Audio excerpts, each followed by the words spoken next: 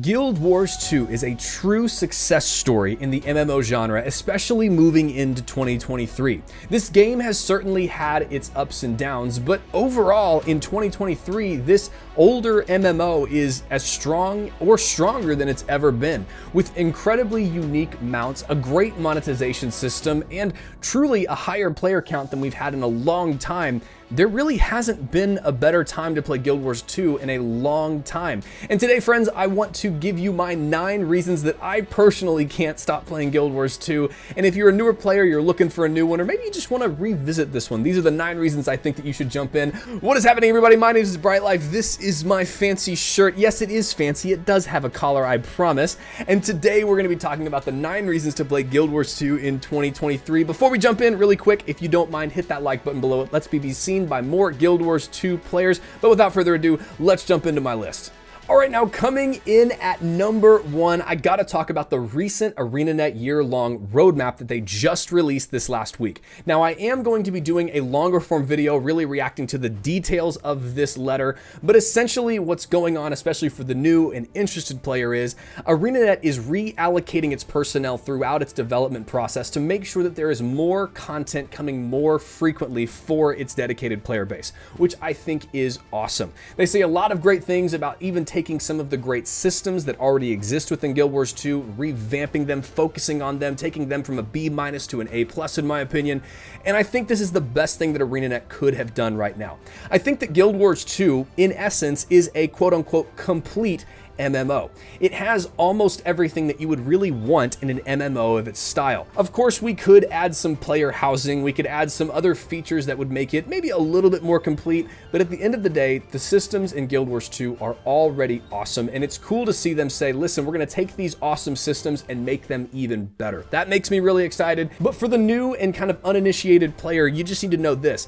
This game is stronger than it's ever been. Its population is massively high, its team is focused, and there are years worth of content ahead for Guild Wars 2. This is very much an alive and active game, and I think it is one of the most underrated MMOs out there. And so really, based on just point number 1, I think it's a great time to jump in. But let's move on to point number 2, which is one of my favorite things to talk about in Guild Wars 2, which is the monetization system. Now, the monetization system in Guild Wars 2 almost stands in opposition to a lot of the toxic monetization practices that are out there in the MMO space today. Guild Wars 2 has committed to having a box price with no subscription. Now, there is a cash shop, but this cash shop really isn't pay to win. It's mostly just full of cosmetics and some things like extra character slots, things like that. And the coolest thing about Guild Wars 2's monetization with its cash shop is you can buy its premium currency with the in-game gold that you get. So you never have to spend any money on this cash shop because it's pretty simple to get gold, transfer it over to the premium currency that of course you can buy if you want to, and buy that outfit that you love, or if you want to buy maybe a new character slot, something like that, you can, and I think it's awesome. Of course, this game also has a great free trial with 2 character slots. You get to walk through the original base game and get to level 80, which is a great game in itself. And the monetization really just showcases their value for the player. They're not trying to get as much money out of you as they can. They're trying to give you as much value as they possibly can, and then just trusting that eventually you'll want to spend more money on this game if you stick around, which I think is the best way to run an MMORPG. Now, sure, when it comes to monetization, there are always things that we can argue about, but at the end of the day, I think what is so important to note about the monetization in Guild Wars 2 is that ArenaNet is actively turning down potential money to make sure that their monetization systems are the least toxic that they can be, and I love this. Buy the game, never pay a subscription, never get that FOMO from not being able to play for a week, and if you want to spend some money in the cash shop, great, but if you don't have money, you can earn the premium currency with in-game gold. It's awesome. All right, now I know what you're probably thinking. Can we just at least get into the actual gameplay? And yes, we can, because my number 3 reason to play in 2023 is the open world mega events. Now, for me, the open world mega events with these massive groups of players killing world bosses, doing fun world events together, this is the thing that originally hooked me into Guild Wars 2. Now, for the newer player, you're gonna see little mini events all over the map happening all the time. These will give you great experience as you go through them, but they're basically really simple fetch quests, they're escort quests, maybe kill kill a certain amount of things, and you can do these by yourself or with large groups of people. But what I love about these mega events is that they allow you to do them with massive groups of people. I recorded this footage that I'm showing you right now actually this morning. It was at like 10 a.m., so not a great server time, and there were lots of players going to kill this Svanir chieftain boss. And what I personally love about this system is that some of my favorite MMORPG moments come from those massive raid moments when you get together with a lot of your friends or people that you don't know, and you all work together, do the mechanics to take down the hard boss. And it's such a great feeling when you do that. Well, what ArenaNet has done with these open world mega events is they've essentially given you the excitement of playing with a ton of different people to take down a massive epic boss, but they've removed a lot of the stress and planning that tends to go along with that. And I think this is a master stroke of gamecraft. Lots of other games have attempted to copy this, but I really think that Guild Wars 2 still does it best. And the cool thing is this isn't just like a level 80 max level thing. This happens as low as level 10, which this footage is showcasing. And I love this about Guild Wars 2. It is an awesome system that I encourage everyone to try. All right, point numero cuatro for my Spanish people out there is map exploration. I love the maps in this game. Now, for the newer player, what I mean by map exploration is that every individual map in Guild Wars 2 has a number of tasks that you can complete to eventually lead to full map completion. Kind of think of like an Assassin's Creed type thing, but a lot more doable.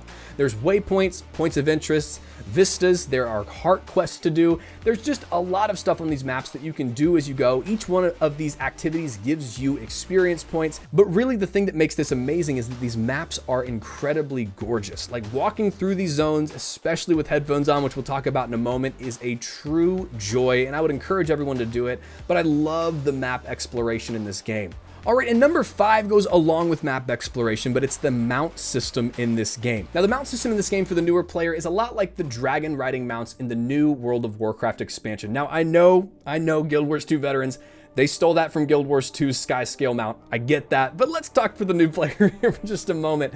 This system is awesome because every single mount actually has a unique thing that the mount can do. The Springer can jump very high, the Raptor can jump very far, the Sky Scale can glide a lot like the Dragon mount does in World of Warcraft, and I love this because it actually adds to the map exploration immersion that I was just talking about earlier. Especially in some of the more expansion-centric maps, the mounts that you get actually allow you to jump into jumping puzzles that are designed for your mount. The Raptor allows you to traverse gaps that you need to traverse to complete the map experience, and I really, really love this about this game.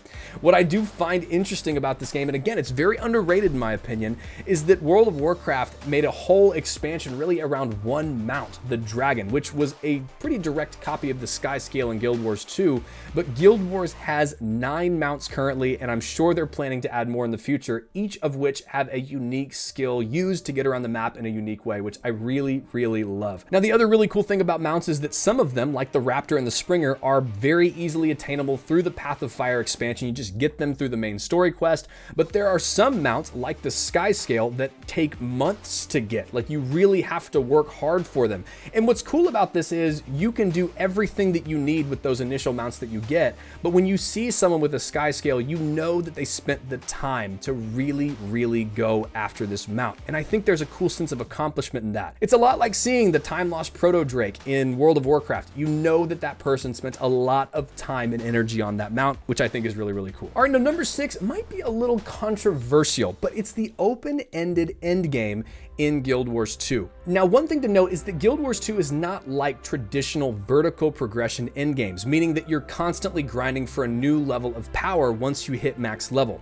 Once you hit max level in Guild Wars 2, which is level 80, if you continue to do some of the quests from the main story quest, you'll likely get pretty close to top tier quote-unquote armor, and there are definitely some armor pieces that you can get, legendary weapons, trinkets, things like that as you go further into endgame that will increase your power pretty minutely.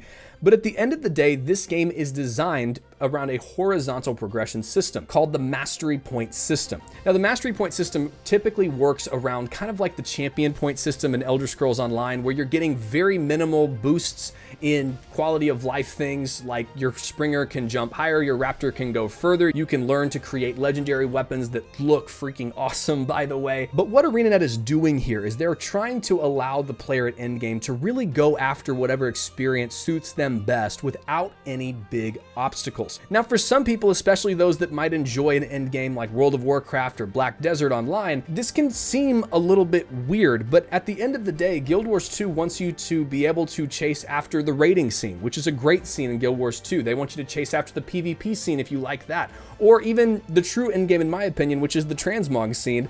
You can basically do whatever you want at endgame. It's really up to you. There aren't these arbitrary time-gated things outside of maybe some grinds that are out there for things like the Skyscale mount, but at the end of the day, you can just kind of play the game how you want to play it, make your own goals and go after them, which I think is really, really cool. And I personally really, really enjoy that. All right, number 7 is the atmosphere and world building of the ArenaNet team.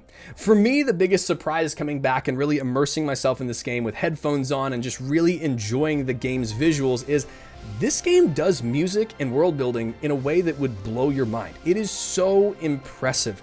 It really stands alongside and sometimes above other titans in this industry like World of Warcraft, like Final Fantasy, with great music, great world building. I think it's amazing, and genuinely try to immerse yourself when you play this game, because for me, it's a really short point, but it's really, really impressive. Now, number 8 for me is PvP arenas. Now, a lot of people may disagree with me on this one, but I think this is one of the best things that Guild Wars 2 has to offer, and it's not because it's groundbreaking, it's just because they do it right. When you jump into PvP arenas, everybody is equalized with gear score and weapon score. Everybody starts on an even playing field. You do get to customize some stats with amulets and medals that you get for free. They're just exist in your inventory, but essentially ArenaNet's goal is that everybody that walks into a PvP arena is only going to be better based on their skill and their class balance. And I really appreciate this. I think a lot of games could learn from the way that they do this, because it just makes arenas fun. You don't have to be incredibly geared. You don't have to spend thousands of hours to build your character to make them good in PvP in this space. You just walk into the space, you play, you have a lot of fun. For me, I wasn't initially planning on putting this into this kind of 9 reasons to play, but in playing it over this last week, I have to include it. It's so much fun, and it's the exact way I think PvP should be done. Now, of course, we can always talk about class balance, but the reality with an MMO and PvP is some classes will always be unbalanced, and that's definitely the case here. But at the end of the day, every class is decently viable, and you can have a good time in PvP. All right, and last but certainly not least for me is the World versus World system, and I adore World versus World. For the newer player, what World versus World is, you can kind of compare it to Cyrodiil in Elder Scrolls Online, where there's this massive open map, 4 of them actually, and you go in with your Zerg of players together based on your team, and you just roll through and try to flip objectives from other Zergs and other teams that are out there, these massive maps that exist. And personally, I just think it's so well pulled off. It's just so much fun. Being able to run around with the Zerg that's led typically by a commander in your space and just have fun in open world PvP with not a lot of risk, really low risk, high reward kind of a thing, is just awesome. There's so many different ways to play World versus World. It's almost like a game in itself, and I think it pulls off this mega Zerg event PvP kind of thing. I personally love it, and I know that there's always things to improve on, but again, going back to my first point, they're making a lot of big changes to World versus World coming up, and I think that's a great thing. Well, friends, those are my 9 reasons to play Guild Wars 2. This is by no means a full list. It's just my 9 favorite things that come to mind. So I want to pass the question off to you, Guild Wars 2 veterans. What are your favorite reasons to play Guild Wars 2? If I missed one, put it in the comments down below. I can't wait to talk about those and have a conversation with you. But friends, before we go, the 2 last things that I say are the most important things that I could say in any video ever, and it's this. It's that you're more loved than you know, and you are so much more valuable than you realize. I hope you have an incredible day, and I will see you in the next one.